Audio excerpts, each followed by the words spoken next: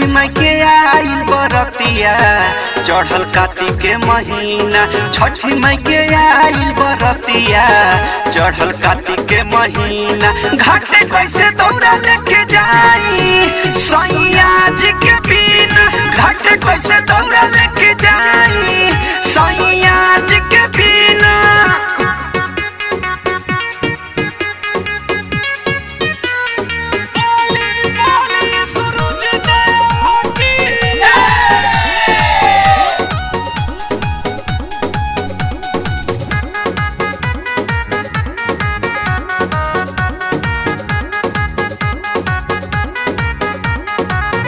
अबहिले नाही नारियल निमुआ किनाइल। कोहरा के घर से कोसी अबले नाइल। अबहिले नाही नारियल निमुआ किनाइल। कोहरा के घर से कोसी अबले नाइल। छोटे बारे देवरुए सखी भेजिले कहिना। छोटे बारे देवरुए सखी भेजिले कहिना। घाटे कैसे दौड़ा लेके जाई सैया जी के बिना। घाटे कैसे दौड़ा लेके जाई सैया जी के बिना। घाटे कैसे दौड़ा लेके जाई सैया जी के बिना।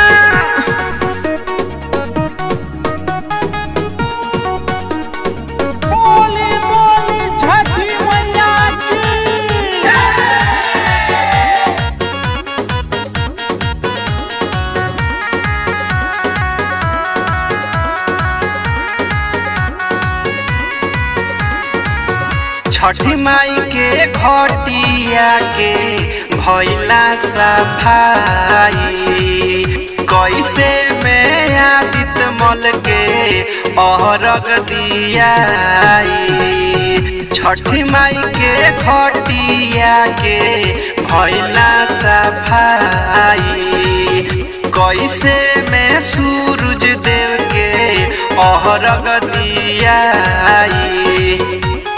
रोवे छुर छुरीला नानका मुश्किल भई जीना।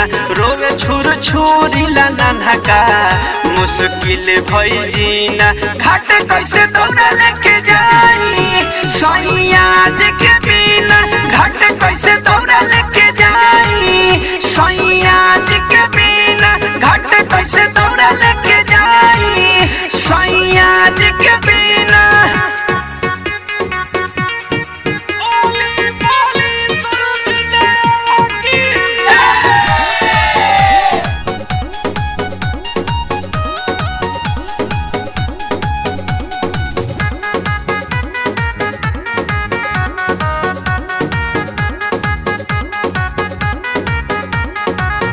छठी माई के महिमा से मिलल बानो करिया।